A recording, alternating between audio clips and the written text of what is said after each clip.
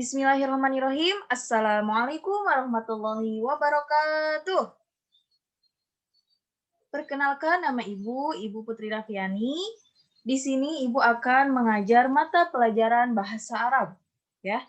Nah, coba sebelumnya Ibu akan bertanya dulu, kaifa haluku? Alhamdulillah. Kaifa asbahtu? Alhamdulillah bi khair.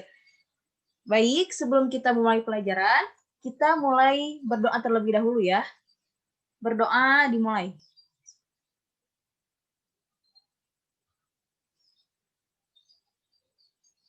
Alhamdulillah. Sebelum kita mulai pelajaran, Ibu akan mengabsen terlebih dahulu. Andi, Dea, Khalid, Dini, Maya.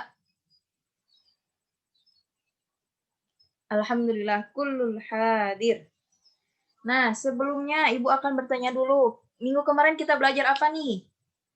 Iya, minggu kemarin kita belajar mengenai kalimat. Jadi, kalimat itu kalau dalam bahasa Arab itu disebut dengan kata, sedangkan jumlah kalau dalam bahasa Arab itu disebut juga dengan apa? Dengan kalimat. Nah, selanjutnya Ibu akan melanjutkan kembali materi yang kemarin. Sebelumnya Ibu akan menyampaikan tujuan pembelajarannya dulu nih. Apa sih harus kita dapat ketika kita sudah mempelajari materi ini?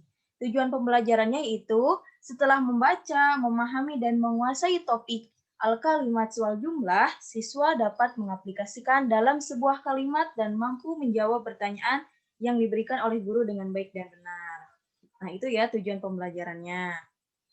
Untuk selanjutnya, nah, yang kemarin kita sudah sekilas membahas mengenai materi al-kalimat. Jadi, al-kalimat itu adalah kalau dalam bahasa Arab itu disebut juga dengan kata. Nah, al-kalimat ini terbagi menjadi 3. Apa saja? Yang pertama yaitu ada isim, yang kedua fiil, dan yang ketiga haraf atau huruf. Selanjutnya kita menuju ke pengertiannya nih. Apa sih isim? Al-ismu huwa ma dalla ala makna fi nafsihi ghairu muqtaranin bi zamani. Apa sih isim itu? Isim itu adalah segala sesuatu yang memiliki suatu makna tanpa membutuhkan tambahan kata lain, namun tidak terikat oleh waktu. Nah, beda dengan pengertian dengan fi'il. Apa itu fi'il? Al-fi'lu huwa ma dalla ala maknan fi nafsihi wa iqtaranin bi zamani. Nah, fi'il ini adalah segala sesuatu yang memiliki makna dan berhubungan dengan zaman atau waktu. Jadi bedanya antara isim dan fi'il itu adalah kalau isim itu tidak terikat dengan waktu, sedangkan fi'il itu terikat oleh waktu. Nah, yang terakhir yaitu al-harfu atau al-harf, yaitu huwa ma laisa lahu ma'nan illa ma ghairi. Nah, huruf yaitu setiap kata yang tidak memiliki makna yang dapat dipahami kecuali jika ada bersama yang lain, jika dibarengi dengan kata-kata yang lain. Selanjutnya, nih, ciri-ciri isim. Apa sih ciri-ciri isim itu? Yang pertama, berharokat tanwin. Contohnya adalah, nah berharokat tanwin. Contohnya kata baitun. Yang kedua, masuknya sisipan alif dan alif lam pada awal kata. Yang ketiga, menunjukkan nama orang atau kata benda. Dan yang terakhir, isim itu biasa terletak setelah huruf jar. Huruf jar itu apa? Yaitu huruf yang mengkasrohkan. Hurufnya apa aja? Ruba, min, ila, an, ala, fi, bi, lika. Selanjutnya, selain itu, yang termasuk ke dalam isim juga yaitu yang pertama, kata ganti. Kata ganti, kalian hafal kata ganti? Coba, gimana kata ganti? Ada berapa kata ganti dalam bahasa Arab? Iya, pinter, ada 14. Coba Dini bacakan. Huwa, huma, hum. Hiya, huma, hun. Nah, anta, antuma, antum. Anti, antuma, antunna. Ana, nahnu.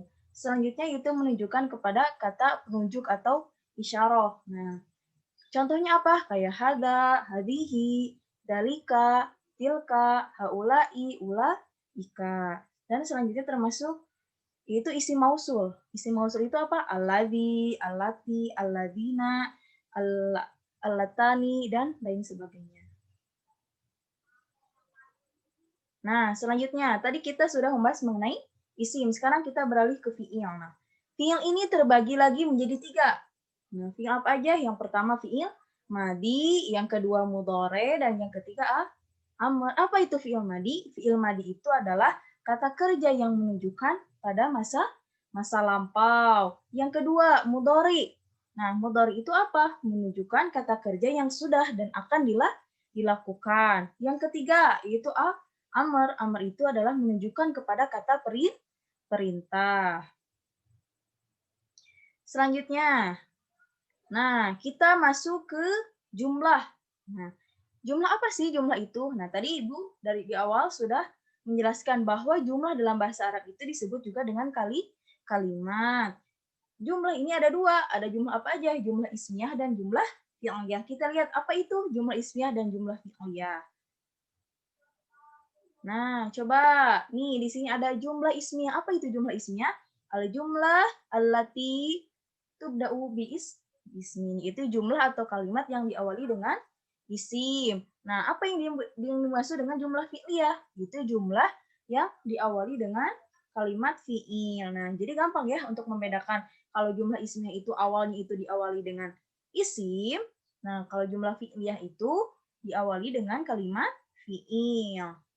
Selanjutnya, ini biasanya juga dalam kalimat isim ini tersusunnya antara mubtada dan khobar. Sedangkan kalau jumlah fi'liyah, nah ini tersusunnya dari fi'il, fa'il, dan maf'ul. Nah, fi'il itu apa, Bu? Nah, fi'il itu yang tadi kita sudah menjelaskan bahwa fi'il itu adalah kata kerja. Yang kedua, fa'il. Fa'il itu apa? Fa'il itu objek. Jadi subjek, orang yang melaksanakan pekerjaan itu. Dan selanjutnya itu maf'ul, itu objeknya.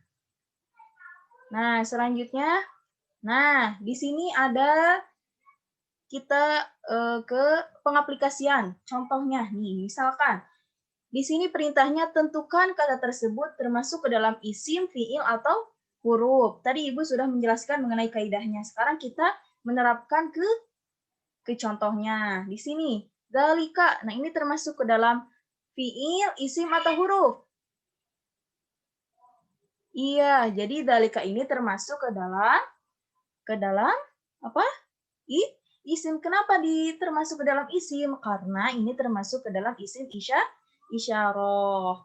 Coba Khalid, Fatimatun. Nah, ini termasuk ke dalam isim, fiil, atau huruf? Pinter. Nah, jadi Fatimah ini termasuk ke dalam isim. Kenapa termasuk ke dalam isim? Karena di sini termasuk ke dalam nama orang ya.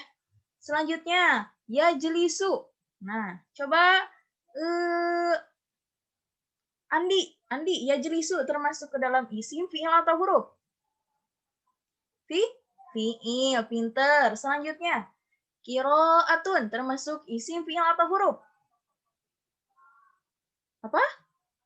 Isim. Apa ciri isimnya? Yaitu bertanwin. Nah, jadi kan tadi sudah dijelaskan sebelumnya bahwa ciri isim itu tanwin atau alif lam. Nah, Ibu ingatkan bahwa kalau isim itu jika sudah ada tanwin tidak boleh alif lam. Nah, sedangkan kalau ada alif lam tidak boleh ditanwinkan. Nah, selanjutnya bi. Nah, itu bi termasuk ke dalam isim, fiil, atau huruf?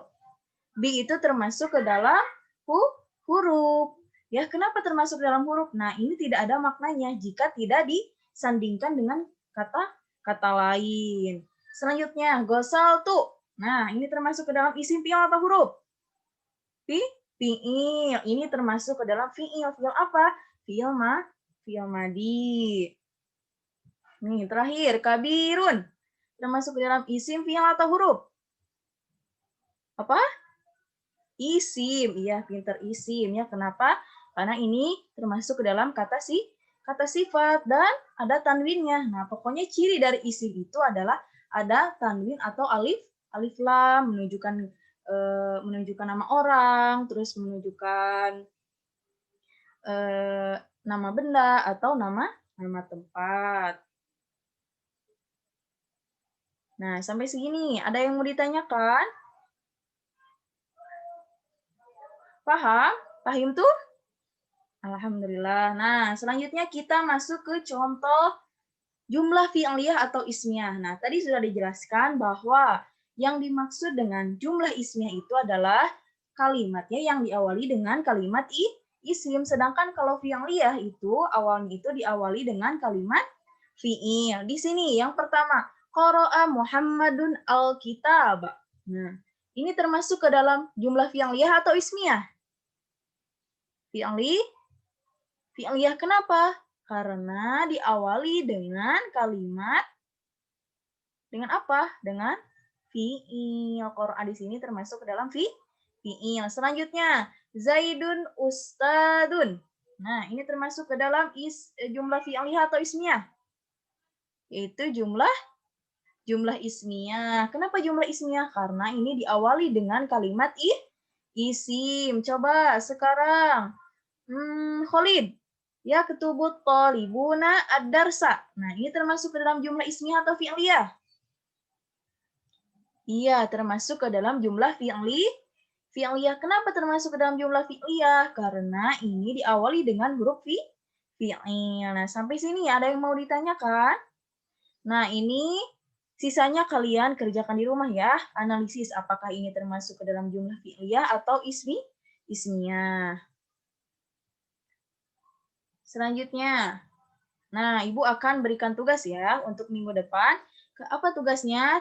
Tugasnya yang pertama, tuliskan 10 contoh kalimat isim, fi'il, dan huruf. 4 kalimat isim, 4 kalimat fi'il, dan 2 kalimat huruf. Kan tadi sudah dijelaskan bahwa kalimat dalam bahasa Arab itu bukan kalimat seperti dalam bahasa Indonesia, tapi kalimat dalam bahasa Arab itu seperti itu adalah kata. Jadi 4 kata isim, 4 kata fi'il, dan 2 kata huruf. Selanjutnya, tugas yang kedua yaitu tuliskan 6 contoh jumlah ismiyah dan fi'liyah.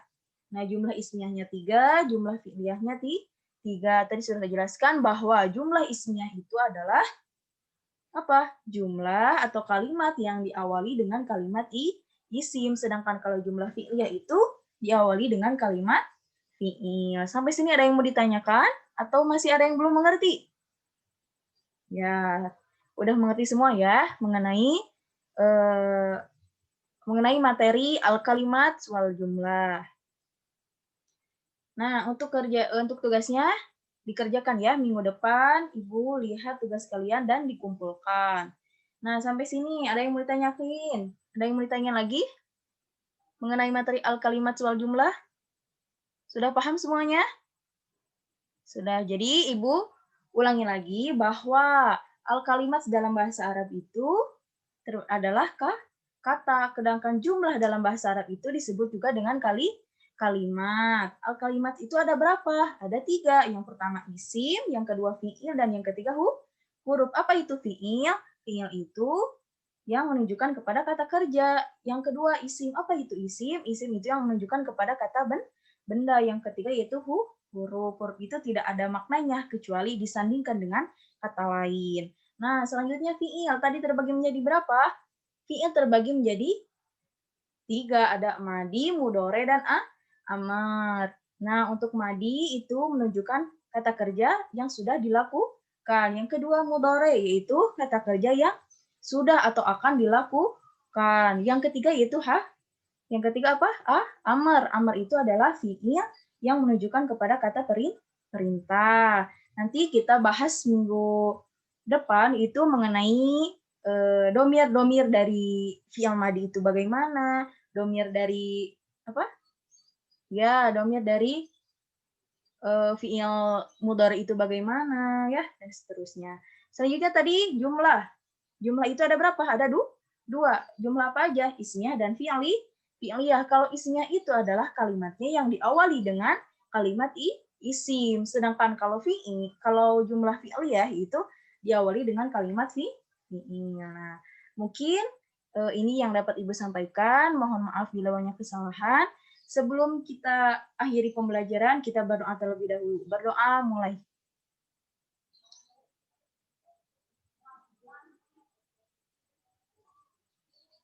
Alhamdulillahirabbil alamin. Mungkin cukup sekian yang dapat Ibu sampaikan, kurang lebihnya mohon maaf. Billahi taufiq wal hidayah. Wassalamualaikum warahmatullahi wabarakatuh. Sampai berjumpa minggu depan.